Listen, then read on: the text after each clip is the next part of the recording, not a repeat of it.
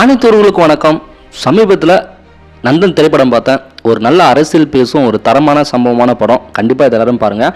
அதில் ஒரு முக்கியமான விஷயத்தை தான் பேச போகிறோம். அது என்னென்னா, அந்த ஊரில் தலைவர் உள்ளாட்சி தேர்தல் அப்போது ஒரு குறிப்பிட்ட, அதாவது ஆதித்தமிழர் நிற்கணும்னு சொல்லிட்டு ஒரு பீரியட் வருது. அந்த நேரத்தில் யார் தமக்கு பயப்படுவாங்களோ அவங்களையே தலைவராக நின்று தன்னுடைய ஆதிக்கத்தை செலுத்தணும்னு சொல்லிட்டு உயர் சாதின வகுப்பினர் எல்லாமே யோசிப்பாங்க. இது போல் கதைக்களம் கொண்டு சிறப்பாக இருக்கும். அன்றே கண்வித்தார் அம்பேத்கர் அப்படின்றது போல தீர்க்கதரிசி அம்பேத்கர் அவர்கள் இது போல நிகழ்வு நடக்கணும்னு சொல்லிட்டு அன்றே கணிச்சாரு. அதுக்கு தான் அம்பேத்கர் அவர்கள் ஒரு புதிய யோசனை வச்சிருந்தாரு, எல்லாரும் சமமாக நினைக்கணும்னு சொல்லிட்டு. ஆனால் அந்த அம்பேத்கரோட யோசனையை தடையா உடைச்சாரு காந்தி அவர்கள். சரி, அம்பேத்கர் அப்படி என்னதான் தீர்க்கதரிசியா கண்டுபிடிச்சாரு, அதை காந்தி எதுக்கு உடைச்சாரு அப்படின்னு தான் இந்த வீடியோவில் பார்க்க போறோம். இதுல முக்கியமா தனித்தொகுதி அப்படின்ற வரலாறு என்ன, எதற்கு தனித்தொகுதி உருவாக்கப்பட்டது, அதை தான் நம்ம வீடியோவில் பார்க்க போகிறோம். இந்த வீடியோவை பார்க்கறதுக்கு முன்பாக இது வரைக்கும் நீங்கள் நம்மளுடைய சேனலை சப்ஸ்கிரைப் பண்ணலாம். உடனே சப்ஸ்கிரைப் பண்ணுங்கள். அப்படியே பக்கத்தில் அந்த பெல் பட்டனை அழுத்திடுங்க. இந்த வீடியோவை முழுசாக பார்த்தீங்கன்னா உங்களுக்கு கண்டிப்பாக தெரியும். அதனால் இந்த வீடியோவை மிஸ் பண்ணாமல் முழுசாக பாருங்கள். வாங்க வீடியோக்குள்ளே போடலாம். தனித்தொகுதி என்னன்னா, அதாவது ஆதித்தமிழர்கள், எஸ்சி எஸ்டி போன்ற தாழ்த்தப்பட்டவர்கள் அப்படின்னு சொல்கிறவங்க மட்டும்தான் இந்த தொகுதியில் போட்டி விட முடியும். அதுதான் தனித்தொகுதி. சரி, இந்த தனித்தொகுதி எப்படி வந்தது, இதோட வரலாறு அப்படி என்னன்னு சொல்லி பார்த்தீங்கன்னா, இந்தியாவுக்கு சுதந்திரம் வழங்க போகிறோம், இங்கே நல்லாட்சி அமையணும் அப்படின்னா அந்த அரசியலமைப்பு சட்டம் எப்படி இருக்கணும்னு சொல்லிட்டு எல்லாரும் விவாதம் பண்ணியிருந்தாங்க. அந்த நேரத்தில் தான் அம்பேத்கர் அவர்கள் தொடர்ந்து தன்னுடைய சமூகம் மேம்பட வேணும் அப்படின்னா எங்களுக்கு செப்பரேட் எலக்ட்ரேட் முறை அப்படின்ற தேர்தல் முறை இருக்கணும் அப்படின்னு சொல்லியிருந்தாரு. அது என்ன செப்பரேட் எலக்ட்ரேட் முறை அப்படின்னு சொல்லி கேட்டிங்கன்னா, இந்தியாவில் பல வகுப்பு வாரியான மக்கள் இருக்காங்க. அப்படி தங்களுக்குள்ள தங்களுடைய சாதியினரில் ஓட்டு போட்டு ஒரு நபரை தேர்ந்தெடுக்கணும். அப்படி தேர்ந்தெடுத்தா எல்லா சமூகத்திலிருந்துமே ஒரு நபர் தேர்ந்தெடுக்கப்படுவாங்க. பிறகு எல்லா சமூகமும் சேர்ந்து ஒரு நபரை தேர்ந்தெடுக்கணும். அந்த நபர் தான் பார்லிமெண்ட்டுக்கு போவார். இது போல தேர்தல் நடக்கும் பட்சத்தில் எல்லா சமூகத்திலிருந்தும் ஒரு பிரதிநிதி இருப்பார். அதனால அந்த சமூகத்துக்கு தேவையான எல்லா குறைகளும் நிறைகளும் அவர் பேசுவார். அதனால சிறப்பாக எல்லா சமூகமும் நல்லா இருக்கும் அப்படின்னும், இவங்களால் தேர்ந்தெடுக்கப்பட்ட அந்த ஒரு நபர் எம்பி ஆகி அவங்க பார்லிமெண்ட்டில் பேசலாம் அப்படின்னு சொல்லிட்டு அப்படி ஒரு முறை கொண்டு வரப்பட்டதான் செப்பரேட் எலக்டட் முறை. இதில் அம்பேத்கர் தொடர்ந்து இது போல் 2 நபரை தேர்ந்தெடுத்தால் மட்டும்தான் இந்தியாவில் சமூகன்றது சமநிலையாக இருக்கும். அப்படி இல்லை, நீங்கள் எம்பி ஒரே நபர் தான் தேர்ந்தெடுக்க முடியும் அப்படின்ற பட்சத்தில் எல்லாரும் சேர்ந்து யார் ஆதிக்கம் அதிகமாக இருக்கோ அவங்க தான் வெற்றி பெறுவாங்க. ஒருவேளை நீங்கள் எல்லாருமே ஒரு குறிப்பிட்ட தாழ்த்தப்பட்ட மக்களை நிறுத்தணும் அப்படின்னு சொன்னீங்கன்னா அங்கே இருக்க சாதி ஆளுங்க, உயர் சாதி வகுப்பினர் கண்டிப்பாக அவங்கள விட வாய்ப்பு கிடையாது. அதனால் கண்டிப்பாக எங்களுக்கு தனியாக ஒரு ஓட்டு முறையும் அதன் பிறகு ஒன்றா சேர்ந்து ஒரு ஓட்டு முறையும் சொல்லிட்டு இரட்டை வாக்குரிமை வேணும்னு சொல்லிட்டு ஒரு பிடிவாதமாக நின்று இருந்தார் அம்பேத்கர் அவர்கள்.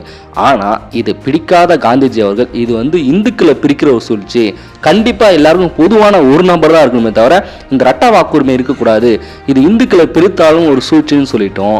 இந்த திட்டம் கண்டிப்பாக நடைமுறைப்படுத்தக்கூடாது அப்படின்னு சொல்லிட்டு காந்திஜி தொடர்ந்து பிடிவாதம் பிடிச்சிருந்தாரு. ஆனால் அம்பேத்கர் அவர்கள் தொடர்ந்து முன்வைச்ச கோரிக்கை என்னன்னா, இந்தியாவில் சமூக நீதி நிலைக்கணும்னா கண்டிப்பாக இந்த இரட்டை வாக்குரிமை இருந்தால் மட்டும் தான் நிலைப்படும் சொன்னாரு. ஆனால் தொடர்ந்து காந்திஜி அவர்கள் தனக்கு இந்த இரட்டை வாக்குரிமை பிடிக்கல அப்படின்னு சொல்லிட்டோம், இந்த இரட்டை வாக்குமுறை ஒழிக்கப்படணும் அப்படின்னு சொல்லிட்டோம், உண்ணாவிரதம் இருக்க போறதா போய் உண்ணாவிரதம் இருந்தாரு.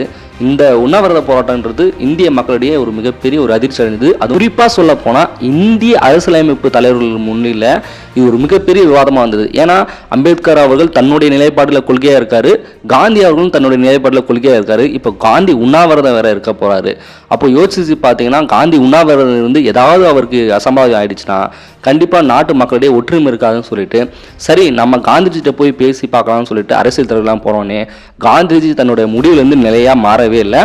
தொடர்ந்து இரட்டை வாக்குரிமை இருக்கக்கூடாதுன்னு முடிவாக இருந்தார். ஆனால் அம்பேத்கர் கிட்ட எல்லாரும் பேசும்போது, நீங்கள் கொஞ்சம் விட்டு கொடுத்து போங்க, காந்தி தொடர்ந்து இது போல் உண்ணாவிரதம் இருந்தால் அவர் உடல்நிலை பாதிக்கப்படிச்சா அது நமக்கு தானே தீங்குன்னு சொன்னோன்னே அம்பேத்கர் அவர்களுக்கு ஒரு யோசனை வந்தது. என்னன்னா, ஒருவேளை காந்திக்கு அசம்பாவிதம் ஏற்பட்டு காந்தி உயிரிழந்தா ஏற்கனவே தாழ்த்தப்பட்டவர்கள்னு சொல்லிட்டு ஒரு முத்திரை இருக்கிறதால யாருமே பட்டியல் சமூக மக்களை மதிக்கிறது இல்லை.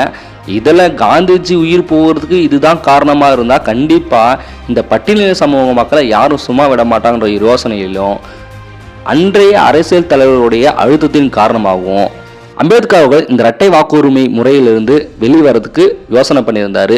அதே சமயத்துல அம்பேத்கர் அவர்களுடைய சமாதானப்படுத்துறதுக்காக நீங்க இரட்டை வாக்குரிமைன்றது வேணாம், ஆனா அதுக்கு பதிலாக அன்றைய தேதியில நான் 148 தனி தொகுதி கொடுக்குறோம் இந்தியா முழுவதும். இந்த 148 தனி தொகுதியிலுமே இந்த பட்டியலின சமூக மக்கள் தான், அதாவது தாழ்த்தப்பட்ட மக்கள் மட்டும்தான் வந்து போட்டியிடணும் அப்படின்ற ஒரு பட்சத்துல விதிமுறையோட நான் இதை கொடுக்குறேன் அப்படின்னு சொல்லியிருந்தாங்க. 148லையும் தனி தொகுதியிலுமே வந்து பார்த்தீங்கன்னா இந்த தாழ்த்தப்பட்டவர் மட்டும் தான் நிற்கணும் அப்படின்னு சொன்னாங்க. ஆனால் இதுக்கு அம்பேத்கர் என்ன சொன்னாருன்னா, அப்போ இது வந்து ஒரு நிரந்தர தேர்வு தராது. இப்போ தனி தொகுதி எனக்கு கொடுக்குறீங்கன்னா அந்த இடத்துல ஒரு தாழ்த்தப்பட்டவர் நிற்கிறான்னா கண்டிப்பாக அந்த இடத்துல ஆதிக்க சாதி வர்க்கம் யாரெல்லாம் நமக்கு வந்து மதிக்கிறாங்களோ, யாரெல்லாம் தங்களுக்கு பயப்படுறாங்களோ, யாரெல்லாம் தங்கள் சொல்கிறத வந்து செய்கிறாங்களோ, அது போல் ஒரு தாழ்த்தப்பட்ட மக்கள் யாராக இருக்காங்க அப்படின்னா அந்த நபரை தான் இவங்க வந்து தலைவராக வந்து நிற்க வைப்பாங்க, ஒரு எம்பியாக நிற்க வைப்பாங்க, ஒரு எம்எல்ஏவாக நிற்க வைப்பாங்க. அப்போது அவங்க வந்து எந்த ஒரு தன்னிச்சையாகவும் செயல்பட முடியாது, இந்த ஆதிக்க வர்க்கத்தோட நேலாக தான் அவங்க செயல்பட முடியும். அதனால இந்த தனித்தொகுதி அப்படின்றதும் ஒரு மறைமுகமான ஆதிக்க வர்க்கத்துக்கு அடிப்பணிகிற ஒரு ஆட்களாக தான் மாறுவாங்களே தவிர தொடர்ந்து அவங்க தன்னுடைய சுயாட்சியாக வந்து நிலைப்படுத்த முடியாது. அதனால இந்த தனி தொகுதி கொடுக்குறது வந்து எங்களுக்கு விருப்பம் இல்லைன்னு சொன்னாலும் காந்தி அந்த இடத்த உண்ணாவிரதம் இருக்கிறதுக்கு அம்பேத்கருக்கு அது மனசில் தோண்டிகிட்டே இருக்குது. ஒரே விஷயம், காந்திக்கு உடல்நிலைக்கு எதனா ஆயிடுச்சுன்னா கண்டிப்பாக நம்ம மக்களை, இந்த நாட்டு மக்கள் சும்மா விட மாட்டாங்க.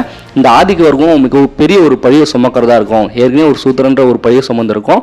அதை தாண்டி காந்திஜி உயிர் பறித்த ஒரு மிகப்பெரிய ஒரு பாவத்தை நம்ம சுமப்போம் அப்படின்னு சொல்லி தெரிஞ்சு மக்களுடைய கருத்தில் கொண்டு அந்த இடத்துல பூனா ஒப்பந்தம் என்ற ஒரு ஒப்பந்தத்தில் அம்பேத்கர் அவர்கள் கையெழுத்து போட்டார். அந்த பூனா உடன்படிக்கை மூலயமா அந்த இரட்டை வாக்கு முறைமை தடை செய்யப்பட்டு நிறுத்தப்பட்டு 148 தனித்தொகுதி அப்படின்ற ஒரு முறைன்றது அறிமுகப்படுத்தப்பட்டது. இதுதான் பூனா உடன்படிக்கை. அந்த கையெழுத்து போட்ட உடனே காந்திஜி அவர்கள் சந்தோஷப்பட்டார், அங்கே இருக்க அரசியல் தலைவர்கள்லாம் சந்தோஷப்பட்டாங்க. ஆனால் தன்னுடைய வாழ்க்கையில் பெருமுயற்சி பெருங்கனவு தோற்றுவிட்டது அப்படின்னு சொல்லிட்டு அம்பேத்கர் அவர்கள் ரொம்ப மனமுடைஞ்சு வீட்டுக்கு திரும்பினார். இருந்தாலும் அம்பேத்கர் அவர்கள் கண்டிப்பாக நாளைக்கு நம்ம தலைமுறைக்கு ஒதுக்கணும்னு சொல்லிட்டு இந்த பூனா உடன்படிக்கையிலே ஒரு நிபந்தனை ஒன்று வச்சிருந்தாரு. அது என்னன்னா, இந்திய சட்டம் பிரிவு 334 கீழ் இந்த தனித்தொகுதியில் தாழ்த்தப்பட்ட மக்களை தொடர்ந்து போட்டியிடட்டும். ஆனால் இந்த தாழ்த்தப்பட்ட மக்கள் வந்து இரட்டை வாக்குரிமை எடுக்கணுமா அல்லது இந்த தனித்தொகுதி முறை வேணுமா அப்படின்னு சொல்லிட்டு 10 ஆண்டுக்கு ஒரு முறை கூட்டம் கூட்டி அந்த கூட்டத்தில் ஒரு முடிவு எடுக்கணும். இந்த இரட்டை வாக்குரிமை வேணுமா அல்லது இந்த தனி தொகுதி வேணுமான்னு சொல்லிட்டு இதில் யார் இரட்டை வாக்குரிமை எடுக்க அதிகபட்சத்தில் வந்துச்சுன்னா இரட்டை வாக்கு முறையும், அல்லது அதிகபட்சமாக தனி தொகுதியே இருக்கணும் வந்தால் தனி தொகுதியும் இருக்கணும்னு சொல்லிட்டு ஒரு முடிவு எடுக்கிறதுக்காக 10 வருஷத்துக்கு ஒரு முறை இந்த நிகழ்வு நடக்கும்னு சொல்லி போட்டிருந்தாங்க.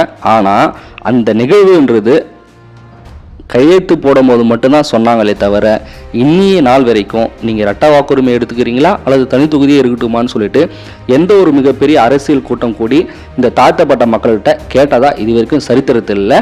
அந்த சட்டன்றது வெறும் ஏட்டில் தான் இருக்குது, இது வரைக்கும் நடைமுறைப்படுத்தப்படலை அப்படின்றது இந்த தாழ்த்தப்பட்ட மக்களுக்கும், அதாவது இந்த குறிப்பிட்ட பட்டியலின சமூகங்களுக்கு மிகப்பெரிய செய்யப்படும் துரோகம். அதை தொடர்ந்து இந்த அரசியல்வாதிங்க செஞ்சுட்டு வராங்க. கண்டிப்பாக இதில் நினைவில் வச்சுங்க. இந்த இரட்டை வாக்குமுறை வேணுமா அல்லது தனி தொகுதி வேணுமான்றது இந்திய அரசியலமைப்பு சட்டத்தில் 10 வருடத்துக்கு ஒரு முறை கேட்கணும் அப்படின்னு சொல்லியிருக்க ஒரு சட்டம் இருக்குது. ஆனால் நம்மக்கிட்ட யாருமே அது கேட்குறதும் இல்லை, பல பேருக்கு இதை பற்றி தெரியுறதும் இல்லை. அதனால் கண்டிப்பாக அதை தெரிஞ்சுக்குங்க. இந்தியா அரசியல் தலைவர்களும் இந்தியாவும் நம்மளை இந்த அளவுக்கு வந்து வஞ்சிக்குது, அதை நினைவில் வைத்துக்கொள்ளுங்க. இதுதான் அன்றே கணித்தார் அம்பேத்கர் அப்படின்றது என்னன்னா, கண்டிப்பாக தனி தொகுதியில் யாரெல்லாமே ஆதிக்க வர்க்கத்துக்கு வந்து அடிபணிகிறாங்களோ அவங்கள தான் வந்து தலைவராக போடுவாங்க, அவங்கள தான் எம்எல்ஏ போடுவாங்கன்னு சொல்லுவாங்க. நீங்கள் கூட உங்கள் ஊரில் யோசித்து பார்க்கலாம், யாராவது பட்டியலின சமூக மக்களை தலைவராக நிறுத்த வைக்கிறாங்கன்னா யார் ஆதிக்க வர்க்கத்துக்கு தலை சாயிறாங்களோ, யார் அடிபணிவாங்களோ, யார் அவங்க சொல்கிறதெல்லாம் தலையாட்டுவாங்களோ அது போல் மக்களை தான் தலைவராக வந்து நிற்க வைப்பாங்க. நல்லா யோசிச்சு பாருங்கள், உங்கள் ஊரில் அது போல நிகழ்வு நடந்திருக்கும். இந்த முறை கண்டிப்பாக நடக்கும், இது போல நிகழ்வு நடக்கும்னு சொல்லிட்டு தான் அம்பேத்கர் அன்றைக்கே யோசனை பண்ணார். எப்போ இந்தியாவுக்கு சுதந்திரம் கிடைக்கிறதுக்கு முன்பாகவே இது போல நடக்கும் அப்படின்னு சொல்ற ஒரு திட்டத்தை அவர் யோசிச்சு வச்சிருந்தாரு. அதனால தான் இன்னைக்கு நடக்கும் அந்த நிகழ்வை அன்றே தீர்க்கதரிசி போல கண்டுபிடித்தார் அம்பேத்கர் அவர்கள். சரிங்க மக்களே, இப்போ புரிஞ்சுச்சுங்களா தனி தொகுதி வரலாறு என்ன, தனி தொகுதியுடைய எப்படி கடந்து வந்த பாதை, இந்த இரட்டை வாக்கு முறைனா என்ன அப்படின்னு சொல்லிட்டு இதில் முழுசாக தெரிஞ்சுட்டிங்களா? இதில் கேட்குற நான் கேள்வி ஒன்று தான், 10 வருடங்கள் பிறகு தனி தொகுதி வேணுமா அல்லது இரட்டை வாக்குரிமை வேணுமா அப்படின்னு சொல்லிட்டு ஒரு வாக்கெடுப்பு நடத்தணும் அப்படின்னு சொல்லிட்டு சட்டத்தில் இடம் இருந்தோம், அது நடத்த முறைப்படுத்தாமல் இருக்குது. அதுக்கான காரணம் என்ன, அதை கீழே கமெண்ட் பண்ணுங்கள்.